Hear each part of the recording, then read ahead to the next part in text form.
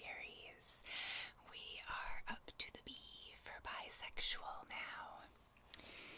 So, this one's gonna be a little bit shorter. I was kind of surprised to find, as I was writing out, trying to list the books that I'd read in the last couple of years that had bisexual main characters, that a lot of them I'd read digitally rather than as physical books, so I don't have quite as much to hold up this time. But I've got some, at least. So, starting off with nonfiction. Alexander Hamilton by Ron Chernow.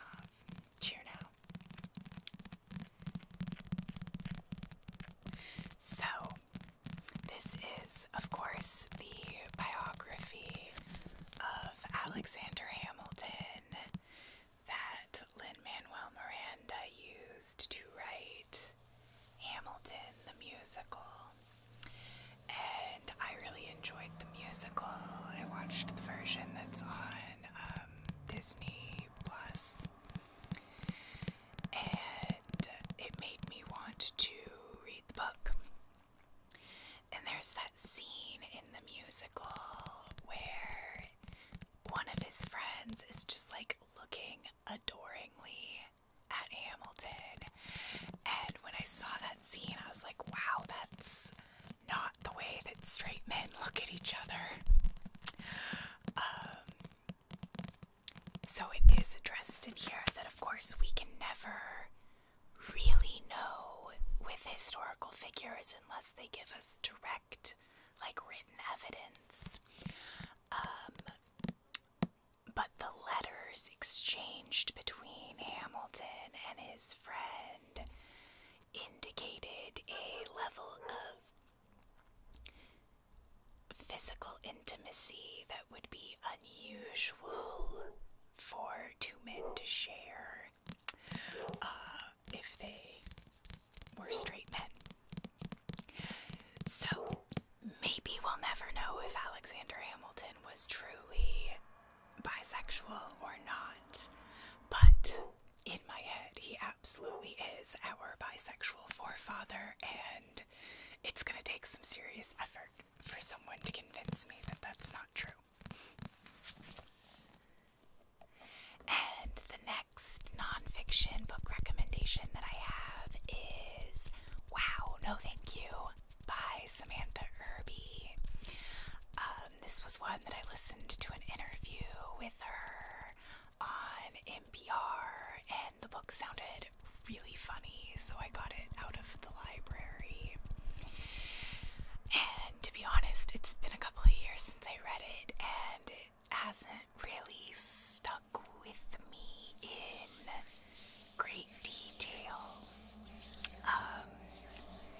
Other than that the author is black and bisexual, and really, really funny. I remember that I was laughing out loud the entire time I was reading it, kind of to the point where I was annoying my husband, but I don't remember any of the details of the book. So, I'm recommending it anyway because I do remember how funny it was, and sometimes that's good enough. Moving on to young adult recommendations. The only one that I have for this category is Full Disclosure by Cameron Garrett. And Full Disclosure is the story of she's 16 or 17-year-old black woman, and she was born HIV positive. Her mother had AIDS, or HIV. And our main character, and again, it's been a while, so I don't actually remember her name. She was adopted by a gay male couple, so she has two dads. One of them is a doctor. The story is kind of about her. She's got a crush on a guy for the first time, and she's trying to figure out, how to safely be intimate while being HIV positive, and at what point in this developing relationship does she need to tell him, and all of that. But she is also grappling with being bisexual. She's sort of kind of on the questioning bisexual spectrum. She's got two really close friends, one of whom I believe is a homo-romantic asexual. I remember that one of the friends was asexual, and I remember that one of the friends was attracted to women, and now I don't quite remember if that was the same friend or two different friends, because again, it's been a minute since I've read the book, but I do remember that I really liked it. I thought that it was the HIV subject matter was very sensitively handled. I just thought that in general it was really good, and I think that it's excellent for, you know, teenagers to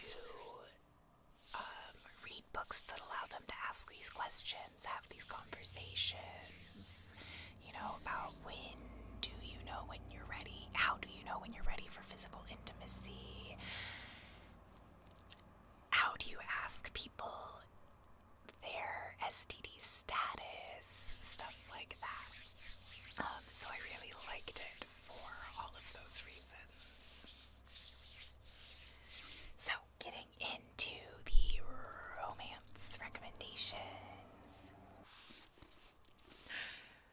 So I did talk about Delilah Green Doesn't Care in my lesbian book recommendations, because Delilah does identify as a lesbian, but Claire is bisexual. So I wanted to recommend it a second time. I do really love this book. I just think the dynamic between Delilah and Claire is fun, but mostly I adore the familial relationship aspects and the friends and the friendship, especially between Claire and Astrid. I just think that it's really excellent. So, and I also want to talk about Astrid Parker Doesn't Fail. So in this case, we've kind of flip-flopped, and our main character, Astrid, is bisexual, and the love interest,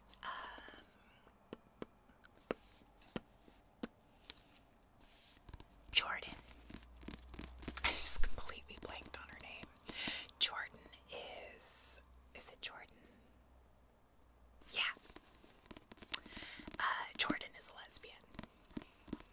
And, like, I'm living for the lesbian Carpenter vibes. I really am. I absolutely love it. So again, this is a lot of familial relationships. In this case, we're still exploring Astrid's relationship with her mother, but also Jordan's relationship with her family. And, you know, this is the queer kids always find each other kind of story that, you know, on the surface it looks like Astrid and all of her friends are straight, and by the end of this book series they're all out as bisexual. But this has really good discussions of compulsory heterosexuality, and I love seeing things like that come up in books because it is very real. So normally I'm not big into the, like, finding yourself coming out stories, because when they're young adult stories, they're just not that engaging for me. I'm not a big young adult reader because I don't really like being reminded of being a teenager, but I do enjoy stories of people in their 30s having new realizations about themselves, because I think that we're never too old to learn about ourselves. So that is some of what's going on in this book, and I adore it.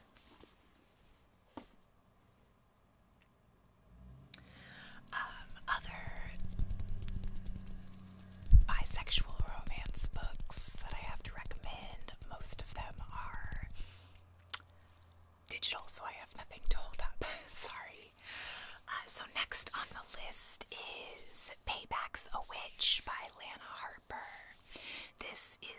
first in a series of paranormal romances, and I love a paranormal romance. They are absolutely my favorite. I am all about the witches and vampires and werewolves, not so much. Shapeshifters in general. I just think wolves specifically are a little overdone, and I'm a little bit more of a cat person. But Payback's a Witch is, again, a book where there is a romance element. It is sold as a romance, but I think that the more interesting story is this, like, revenge plot that they hatch. And so it's these three women who are getting revenge on a guy who's done all three of them wrong. And they're getting revenge by absolutely kicking his butt in a competition. And it makes me very happy. So the rest of the books in the series aren't quite as queer.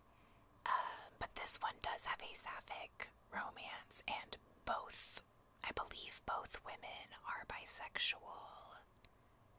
But it could be that one is bisexual and the other is a lesbian. I don't quite remember. I am saying I don't quite remember a lot in this video. I don't know if it's true for y'all. Let me know in the comments. But I find that if I read something digitally, I tend not to retain it in the same way that I do when I read it physically. Maybe that's just a me thing, but like something about holding the actual book really helps me remember it. I don't know why that would be. Anyway, so next recommendation is Zini, A Marriage of Inconvenience by Rebecca Weatherspoon. And this one is, obviously I love bisexual stories that are in homo relationships, but I also love books where we have bisexual characters in hetero-appearing relationships. And I am a big believer that if the people in the relationship are queer, it is a queer relationship. However, it's also nice to be reminded that bisexual people do end up in straight-seeming relationships. And, and I say that as someone who identifies as pan, and I am married to a man, and that does not make me any less queer. So I love seeing books where, like, the character's queerness is honored, even in straight-looking relationships. And a couple others that I have on this list that have that same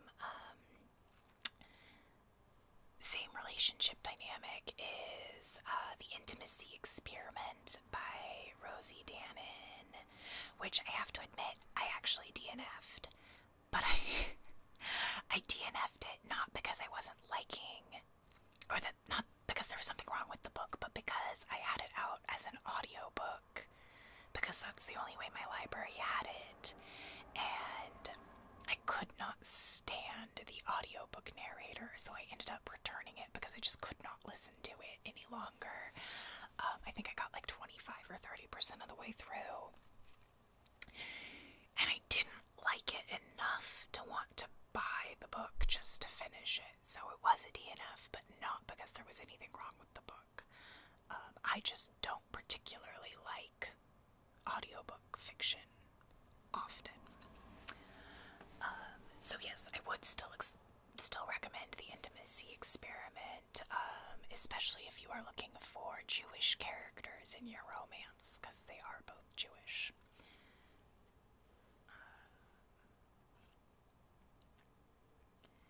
Okay, so next we have Off Campus by Amy Jo Cousins, and this was an independently published one that I got by scrolling through like my Apple iBook free books, and it is the story of it's more new adult than maybe adult, because it does take place on a college campus, or rather they're in housing just slightly off campus. And it is the relationship between a gay man and a bisexual man. And our bisexual main character has been sort of recently traumatized. His father was a well-known businessman who ended up going to prison for like some sort of fraud. I don't really remember. It doesn't really matter. But our main character is like being followed by paparazzi, and they're like making his life really miserable. And so he ends up in this relationship, but he's trying to keep it very like secret, and forcing the other guy back into the closet is causing a lot of harm. And it really like explores those dynamics of what it's like to be dating when you're queer but you're still closeted. And I thought that that was well done, and I appreciated that about it, because I think it's the only one on this list where any of the characters are still closeted.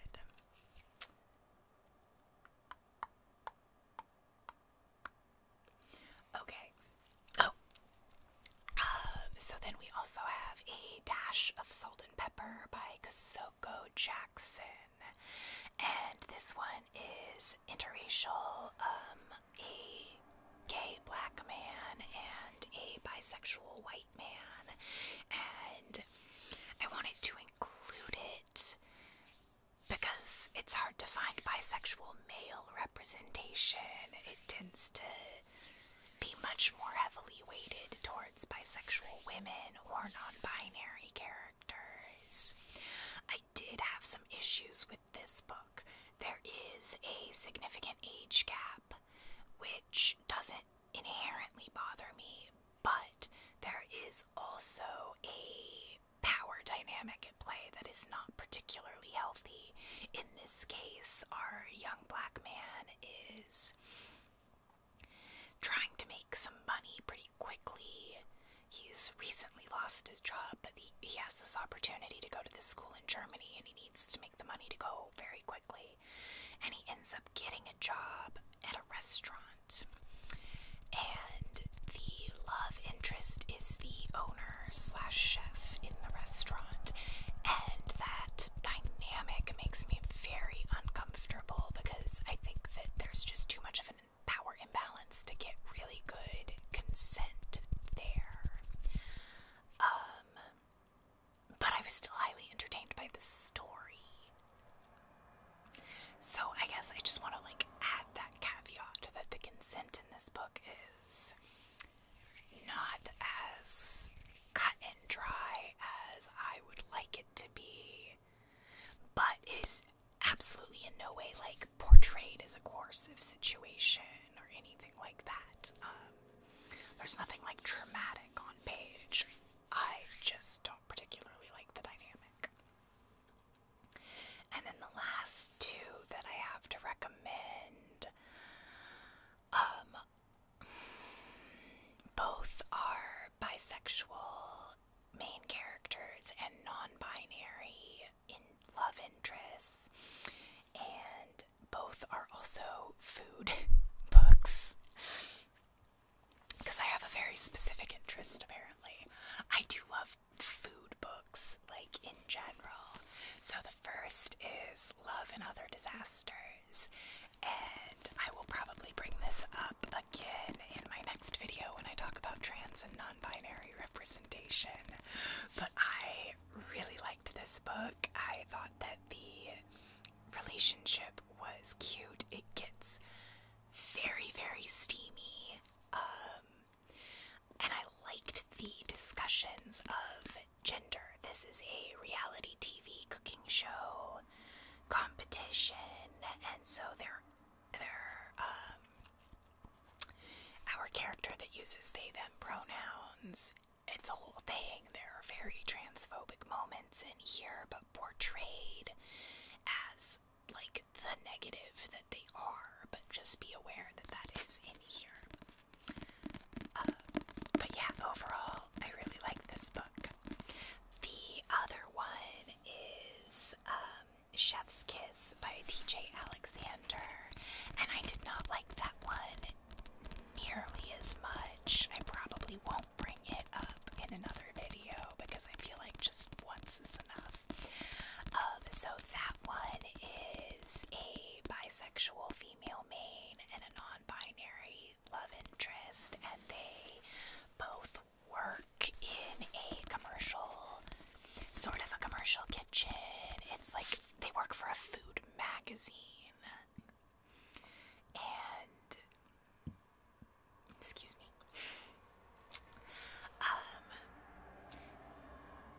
There are some issues with that book. For one thing, the main character is sort of autistically coded without ever being without it being addressed, and that kind of bothered me.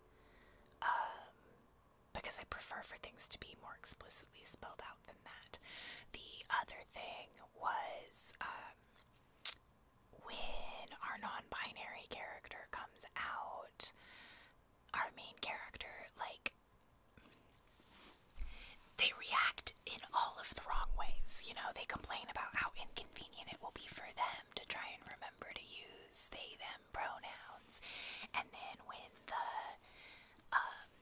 love interest sort of backs back into the closet because it causes issues at work, and most of the people they work with refuse to use their correct pronouns, our main character, calls the love interest a coward and says, you know, if this was really important to you, you would fight for it, without understanding any of the dynamics of what it's like to be out as trans, as non-binary in your workplace.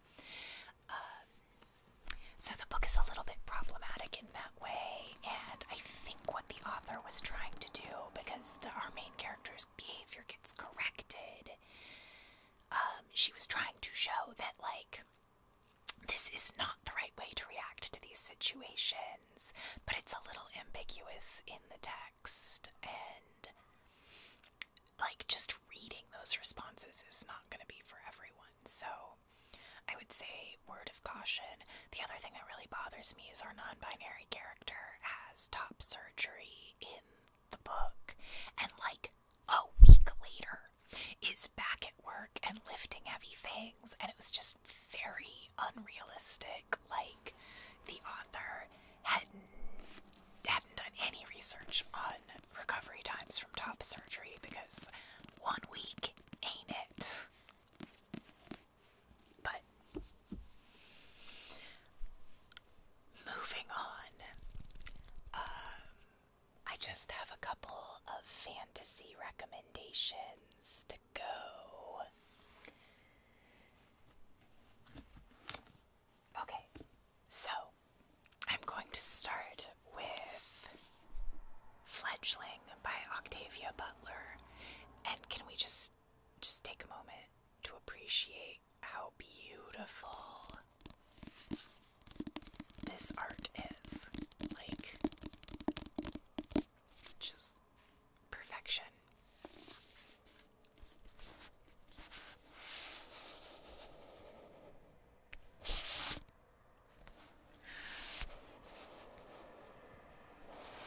I like that noise. So here it is outside of its cover. So Fledgling is a reimagining of the vampire narrative. Our main character, Shori. Shori is a 53-year-old black vampire. She has been partially genetically engineered by the vampire community because they are trying to make vampires who can walk in the sun. And Shori is, she'll still get sunburned, but she won't, burst into flames when the sun comes up. So she is sort of the experimental success. And not everyone in the vampire community is happy with that success. So the story starts with Shori waking up in a cave, having no idea who or what she is. And I mentioned that she is 53 years old. However, she has the body of like an 11-year-old child still, and that is important in the story, because this story is like explicitly sexual.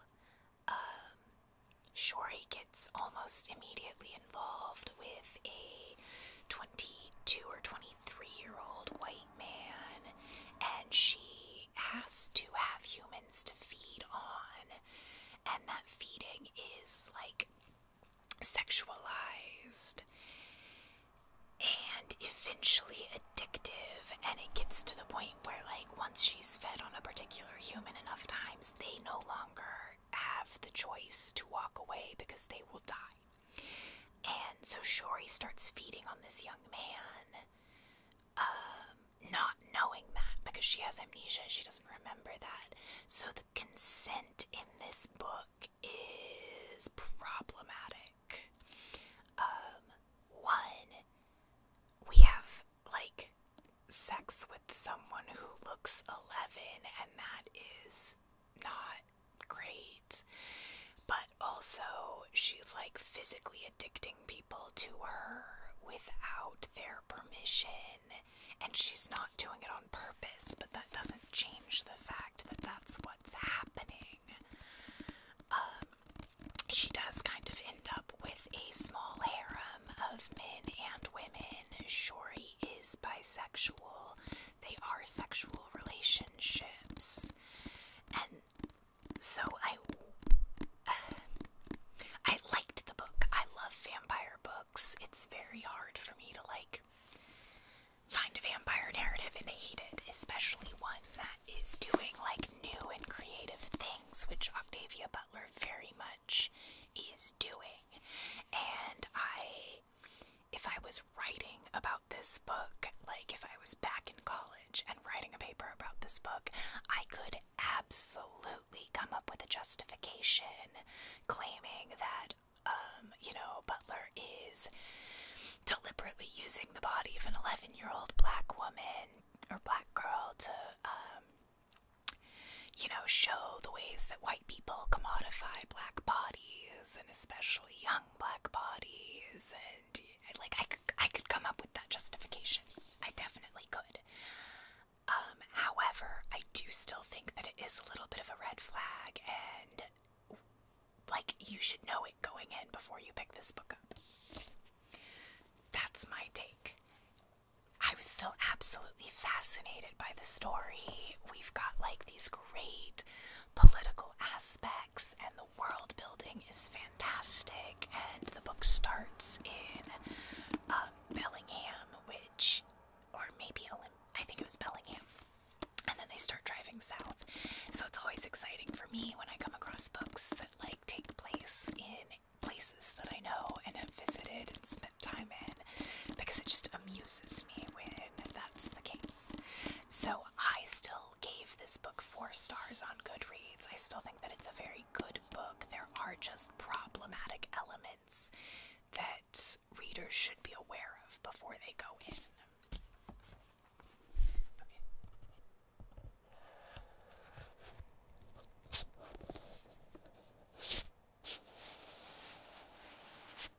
I still really like that noise. I'm just going to do it a couple more times.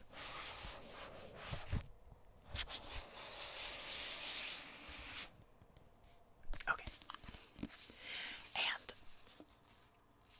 everything else aside, I still love this image, and I really, really, really, really, really want to get the Parables of the Sower and Parable of the Talents, I think are the names of them, because the same artist redid the hardback designs for those, and they're gorgeous, and I want them. I haven't read the books, but sometimes a good cover makes up for a book that I don't love. Which is ridiculous. I know it's ridiculous. But that doesn't make it less true. So moving on. Black Sun by Rebecca Roanhorse. So this is the first in a series is, and I loved this book. It was so good. It follows the perspective of several characters, but my absolute favorite character is like, she's like kind of piratey, kind of, so the captain of the ship, Ziala, is a disgraced teak whose song can calm the waters around her as easily as it can warp a man's mind. And she's bisexual. The book opens with her, like, is trying to escape the police after being found in a married woman's bed.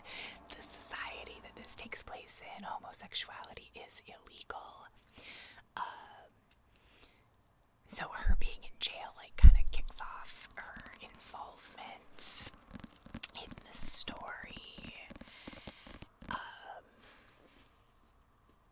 Hers is my favorite perspective in the book, and I finished this book. It ends on a total cliffhanger. The second book wasn't out yet when I read this one, and I just haven't gotten around to reading Fevered Star yet, and at this point I'm just waiting, because there's a third book that's supposed to theoretically come out this year, although we haven't even had cover art released yet, so I'm a little skeptical that that's actually gonna happen, but I think I'm just gonna wait to read Fevered Star until the third book is out and then read them all at once, because the cliffhanger that this ends on is brutal.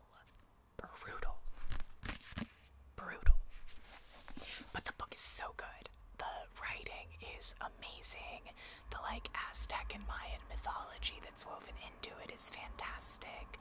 We have at least 3 genders represented, and just, like, generally a delightful book.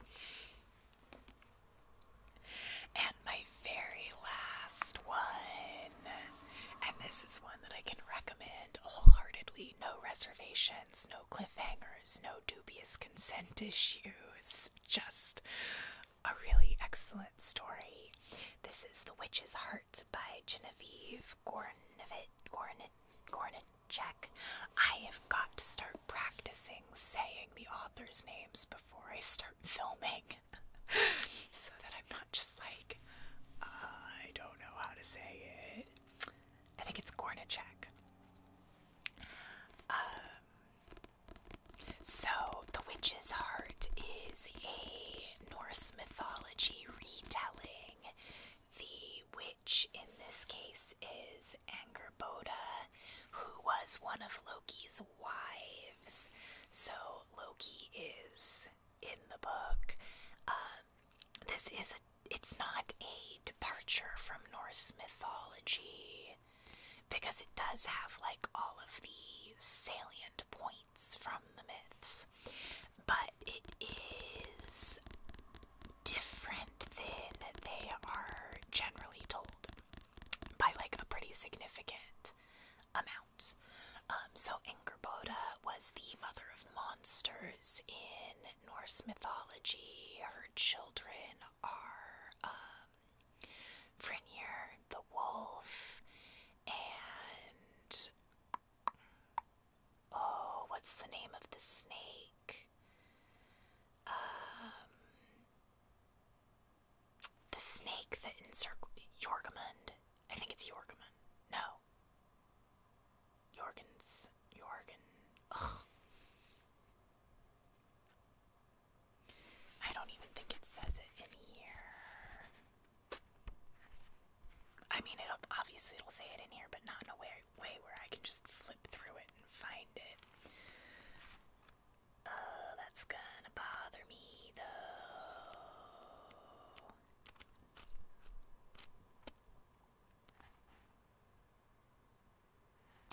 Anyway, the serpent that encircles the world.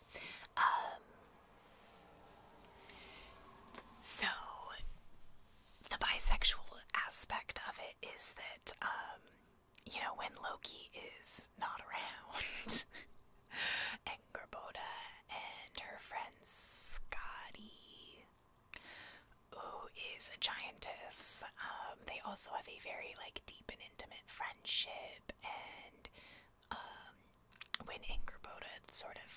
throws Loki off for good. We do get a second romance in the book, and which is obviously like not a part of the original Greek myth, or gosh, Norse myth. But it makes perfect sense in the context of this book, and I loved it. So if you are into Norse mythology or mythological retellings, I would definitely recommend this one. I think that you'll like it, and who doesn't love bisexual sprinkles on their retellings? So that is it for my bisexual book recommendations. I hope that you found a book that you would like to read.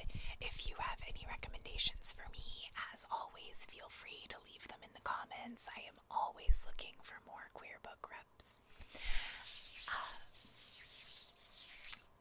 So that is it for now, though. Later this week, my trans and non-binary book recommendations will also drop, so keep an eye out for that. And I have already posted a video with lesbian book recommendations and a video with gay book recommendations, so I will link those down below, and I will probably end up assembling them all in a playlist when I